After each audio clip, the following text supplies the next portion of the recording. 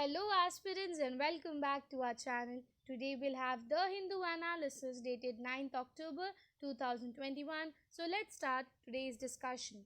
The first article is important for you from prelims point of view, as Ayush Ministry has stated in one of its report that Giloy is safe to use. Now, how can it be important for you? A question can be there that what is the scientific name of Giloy? The different species, or we can say the twinning species of giloy का नाम क्या है. ठीक है, so ये जो AYUSH ministry की report आई थी, उस रिपोर्ट में ये बताया गया था कि giloy is very good for your health and it can cure many of your diseases. Another thing that was stated that कि गिलोय के तरह ही एक सेम सिमिलर लुकिंग प्लांट है which is not you good for our use. So people should have a proper differentiation and then they should use it. Now सबसे पहले चीज़, अगर गिलोय अगर मैं बोलूँ सॉरी, तो गिलोय का जो साइंटिफिक नेम है दैट इज टाइनोस्पोरा कॉर्डीफ्लोइया. टाइनोस्पोरा कॉर्डीफ्लो, ठीक है. सो फोलिया, sorry. So this is the scientific name of Giloy and it is very safe for use as per the reports of Ayush Ministry. Now Ayush Ministry also stated that there is a similar plant with the name of Tynospora crispa. This is the same, only the difference is crispa. ठीक है, and it is harmful according to the ministry of AYUSH. Now the question can be the different similar looking species of tinospora cordifolia और giloy is tinospora crispa. ठीक है, and you should remember the scientific name of giloy. Second thing is giloy is climbing shrub and essential herb in Ayurvedic medicine. It is good for your health to treat many of the ailments. ठीक है, many of the ailments such as fever, then infection, diarrhea, diabetics, ये सब के लिए it is a very good medicine or a shrub to use. The ministry noted in an advisory that there was a good number of studies published in the peer-reviewed indexed journals to substantiate the safety of giloy. How giloy is very effective for one's health. ठीक है, now second thing will study some more features of giloy. ठीक है, कि जैसे गिलोय के बारे में अगर आप जानोगे तो उसका जो नाम है जो टाइनोस्पोरा कॉर्डीफोलिया, ये बेसिकली एक कॉमन नेम है गुर्जो करके. क्यों? बिकॉज इसके अगर आप पत्ते देखोगे it is a heart shape leaves. इनके पत्ते कभी भी हार्ट शेप लीव्स में यू विल नोटिस. और ये एक तरह का जो जिस फैमिली से बिलोंग करता है दैट इज़, ये बेसिकली आपको ट्रॉपिकल रीजन्स में ही मिलेगा. ठीक है, तो सबसे पहला थिंग अगर स्टेटमेंट आया कि it is available all over the world, so that is not the case. It is only available in the tropical regions. ठीक है, इंडियन सब कॉन्टिनेंट में मिलता है. सेकेंड, इसका जो हार्ट लीव्ड मानसून है, ठीक है, और इसके जो फ्रूट्स होते हैं that is reddish in colour.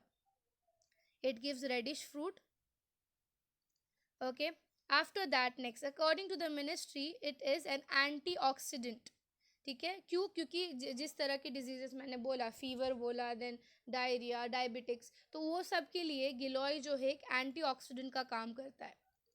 Antioxidant, ठीक है, and can help to fight the free radical diseases causing germ. So body के जितने भी टॉक्सिन है, टॉक्सिन को रिमूव करने की बहुत अच्छा काम करता है. Toxic removing is one of the important element of giloy. ठीक है, सो ये कुछ कुछ छोटी छोटी फीचर्स है, एलिमेंट्स है जो गिलोय को लेकर आपको याद रहना चाहिए. अगर मिनिस्ट्री ने इसके बारे में स्पेसिफिकली बताया है तो it is important for you. ठीक है, सो गिलोय का साइंटिफिक नाम क्या है, सिमिलर प्लांट कौन सा है गिलोय की तरह which is not good for humans. Giloy के कुछ फीचर्स देखे हमने और क्या क्या क्योरिंग पावर है गिलोय का. Okay, now will move to the next article. Next article के बारे में अगर हम बात करें, कल हम जैसे कि बहुत लोगों को पता होगा शायद कि tomorrow was one of a important day for India as a nation. क्यों? क्योंकि कल हमने नेशनल आर्मी डेज मनाया था, अगर आप लोग को आइडिया होगा. सो it stated that prompt action proved IAF's combat readiness. According to IAF chief. ठीक है. So the prompt action in the response of the development of eastern Ladakh were testaments of Indian Air Force combat readiness.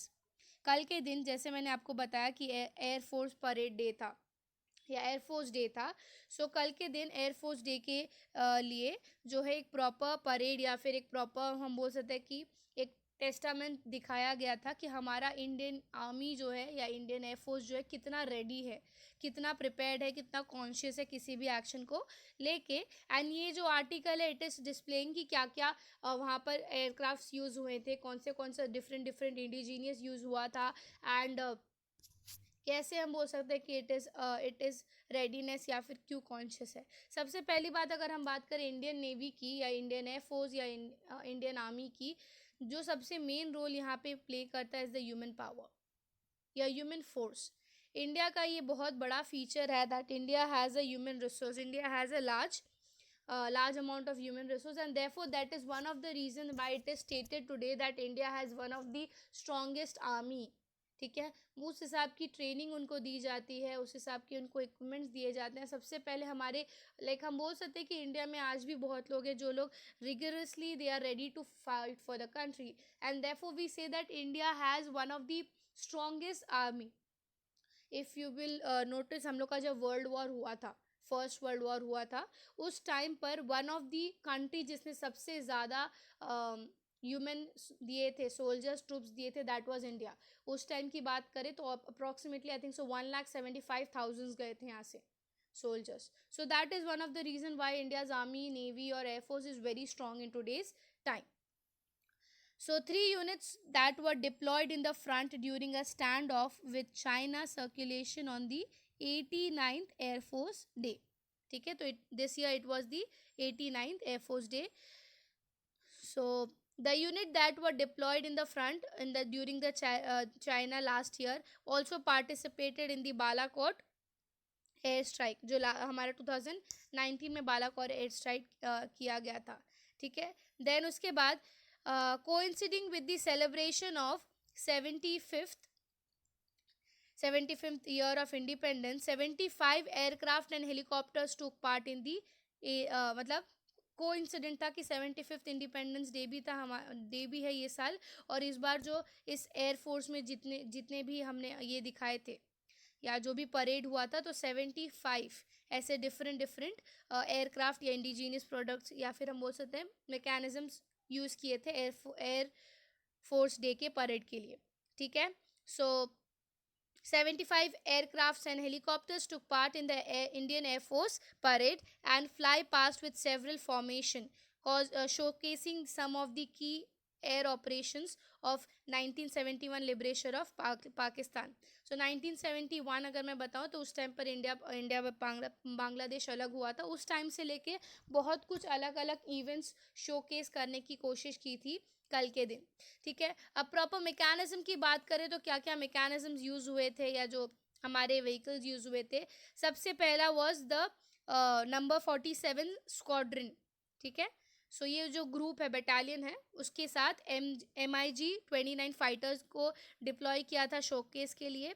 दूसरा चीज़ उसके बाद बात करें तो squadron के साथ और भी दूसरे हम बोल सकते हैं मैकेनिज्म यूज़ किए such as day and night operation में अगर हम बात करेंगे तो पास्ट के रिलेटेड बताया है. इन May 2020 after the Galwan unit or the war, the unit was deployed for offensive operation at the high altitude areas of Ladakh region.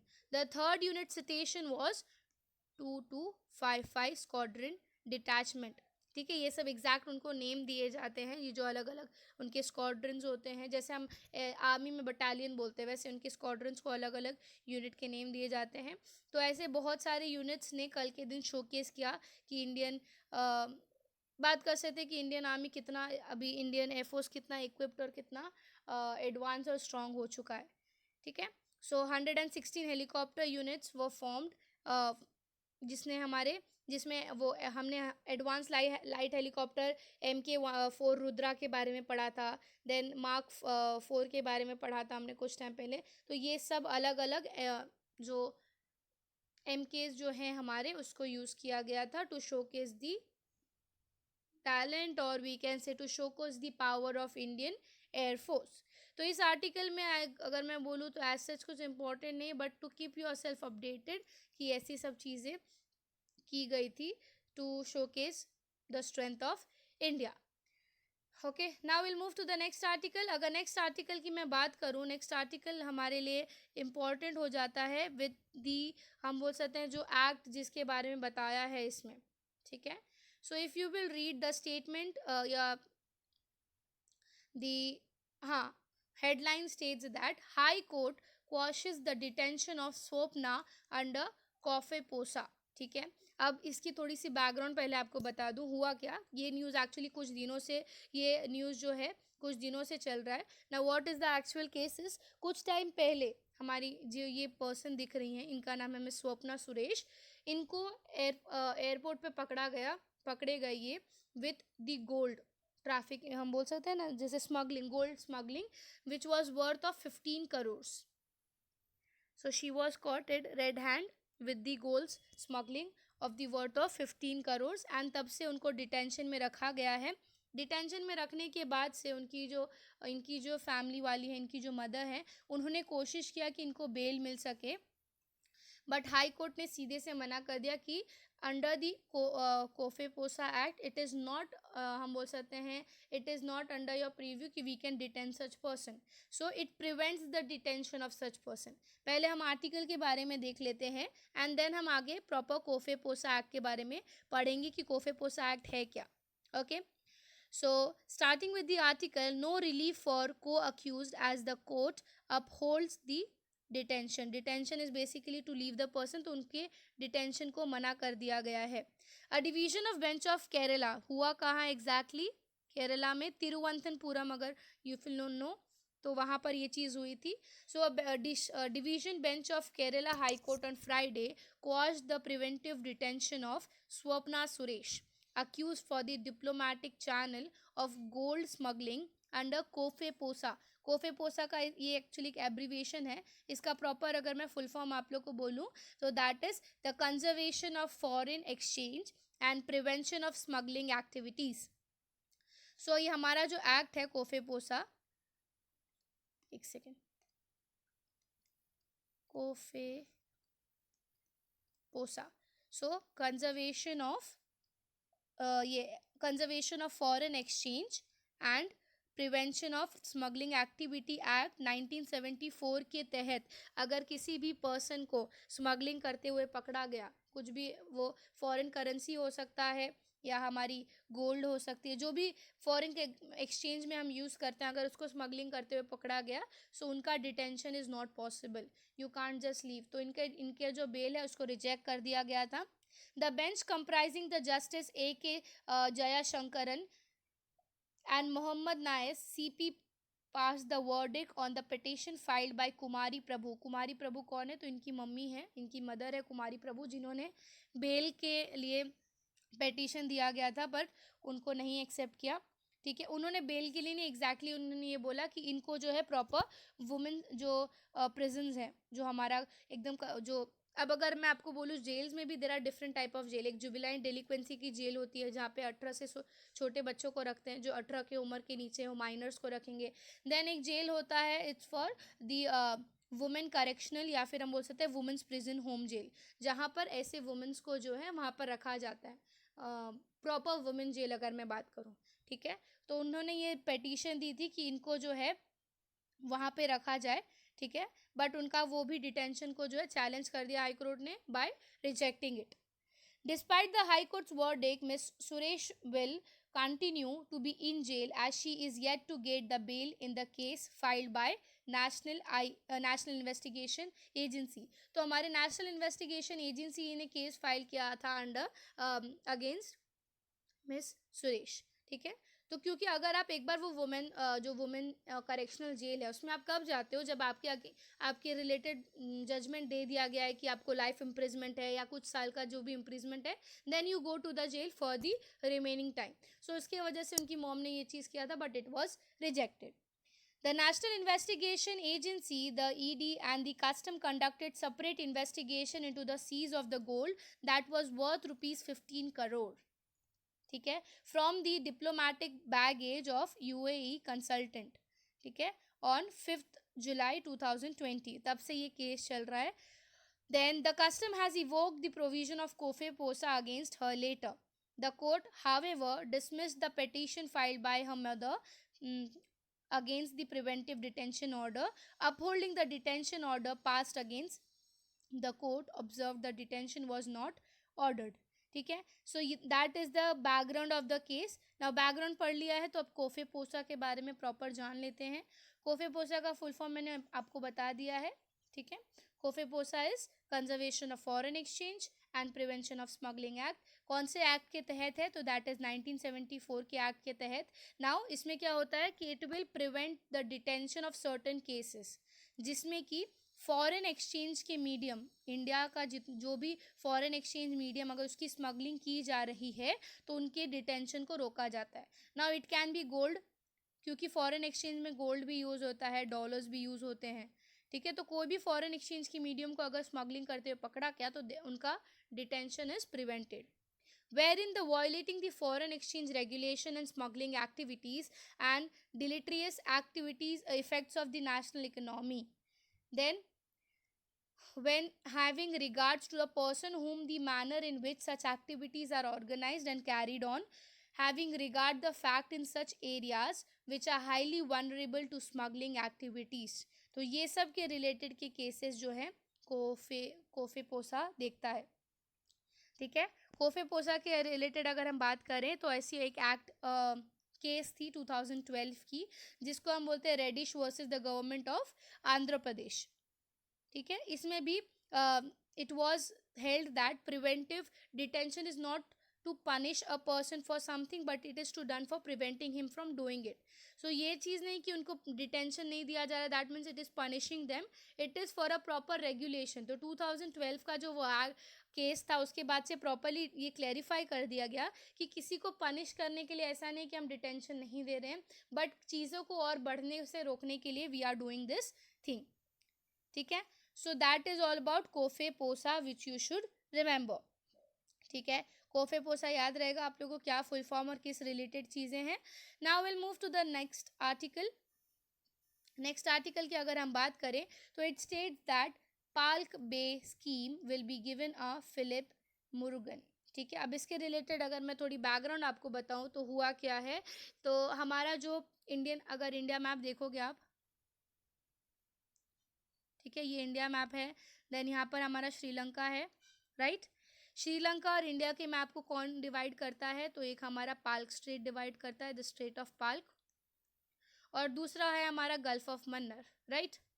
So Gulf of Mannar और स्ट्रेट ऑफ पाक हमारा डिवाइड करता है. अब हुआ क्या था कि पाक स्ट्रेट, अगर हम बात करें पाक स्ट्रेट के बारे में, तो it is a very good fishing zone for India because it is a shallow water and shallow water के साथ फ्रेश वाटर है and therefore it is a good fishing zone, जिसकी वजह से जो यूनियन मिनिस्ट्री है यहाँ की, उन्होंने बोला कि पाल्क स्ट्रेट के अंडर जो, अगर आप लोग सुनोगे Palk strait scheme, it is basically to encourage the fishers to trade, और या हम बोल सकते हैं एनकरेज देम फॉर फिशिंग. तो यूनियन मिनिस्ट्री जो है उन्होंने क्या बोला कि पाक स्टेट के अंदर वो लोग क्या करेंगे, जो फिशर फोक्स हैं यार ऐसी इक्विपमेंट्स लाएंगे जिससे कि जो फिशर्स हैं वो और अट्रैक्ट होंगे to do this fishing in that area. ठीक है, सो इसके रिलेटेड ये बात हुआ था कि वो लोग जो है यहाँ पे काम करेंगे. अब क्वेश्चन क्या हुआ था कि अगर यहाँ पे अगर आप देखोगे तो यहाँ पे हमारी शिपयार्ड है कोची शिपयार्ड. उन्होंने बोला कि दे विल फंड देम, अगर उनको ज़रूरत है फंडिंग में, बोला they will require 1.3 crore. And वही जो मिनिस्ट्री है स्टेट मिनिस्ट्री, उन्होंने बोला कि अगर यही जो पाक बे स्कीम है या पाक बे स्कीम जो है, अगर हम इसको प्रधानमंत्री मत्स्य संपदा योजना के अंडर करेंगे तो हमें शायद वो उसमें भी हम प्राइस कम कर पाए. तो उनका ये बोलना है कि जो, क्योंकि उन लोग ने एक मरीन फिशरी बिल भी लॉन्च या रिलीज़ की थी, बट लेजिस्लेशन में उसका प्रॉपर अभी तक डिसीजन नहीं दिया गया. एंड लास्टली इनका ये से बोलना है यहाँ के गवर्नमेंट का कि इफ़ गवर्नमेंट, ये जो हमारे union minister, if they will add them under the प्रधानमंत्री संपदा योजना, मत्स्य संपदा योजना, तो it will be beneficial for them. ठीक है। अब इस आर्टिकल में हमारे लिए इंपॉर्टेंट क्या होता है, पार्क बेस्ड स्कीम के बारे में बता दिया, फिशिंग इन दैट एरिया। अब हम पढ़ेंगे अबाउट द प्रधानमंत्री मत्स्य संपदा योजना। ठीक है, मत्स्य संपदा योजना की अगर हम बात करें, ये क्वेश्चन भी आ सकता है कि under the ministry of agriculture, ठीक है, या अंडर द मिनिस्ट्री ऑफ, हाँ एग्रीकल्चर बोल सकते हैं हम, ऐसी कौन सी स्कीम है which is different from every, क्योंकि अंडर द हम लोग की जो एग्रीकल्चर मिनिस्ट्री के अंदर जितने भी स्कीम्स आए हैं अब तक, मिनिस्ट्री हस्बेंड्री एनिमल हस्बेंड की जितने भी स्कीम्स अब तक आए हैं वो सब प्रॉपर सिर्फ एनिमल्स हस्बेंड्री एग्रीकल्चर्स को लेके थे। ठीक है, प्रधानमंत्री मत्स्य संपदा योजना is the only scheme which is working for the fisheries, या फिर हम बोल सकते हैं फिशरीज और एनिमल हस्बेंड्री के रिलेटेड काम करते हैं। ठीक है, सो प्रधानमंत्री मत्स्य योजना जो है ये डिजिटली लॉन्च किया था लास्ट ईयर। ठीक है, जिसमें कि क्या बात किया था कि they will bring sustainable development, they will bring sustainable development of fishery sectors. तो फिशरी सेक्टर को लेकर सिर्फ एक ही स्कीम अभी प्रेवलेंट है इंडिया में which is working, that is प्रधानमंत्री मत्स्य संपदा योजना।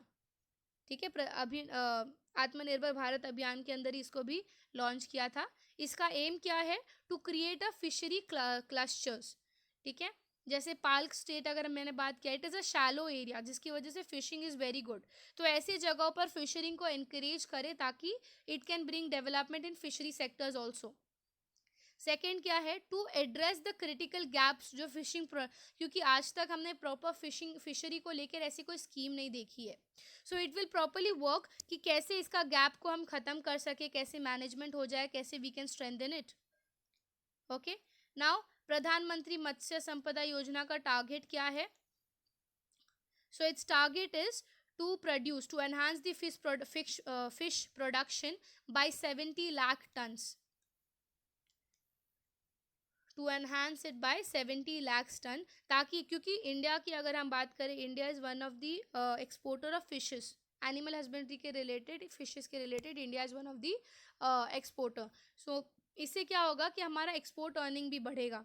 अगर हम 2024-25 तक इसको 70 लाख टन्स तक कर पाएंगे तो अप्रॉक्सीमेटली हमारी जो अर्निंग है वो 1 लाख रुपीज़, या फिर हम बोल सकते हैं 1 लाख करोड़ तक बढ़ेगा। ओनली नॉट 1 लाख, 1 लाख करोड़ तक का इंक्रीमेंट होगा if you will lead to 70 lakh tons of fishery, which means it will double the income of farmers also, farmers and fish farmers and fishers का। सो इसका भी इनकम बढ़ जाएगा। दूसरा क्या होगा कि अगर जो हम जैसे बोलते हैं सीजनल फार्मर्स, कुछ फार्मर्स होते हैं लैंड वर्क भी करते हैं, फिश फार्मरिंग भी करते हैं, सो उनके लिए अगर इफ़ दे फेस लॉस, कहीं ना कहीं 10% का जो लॉस होगा उसको अब वो लोग फिलअप कर पाएंगे if the income is doubled.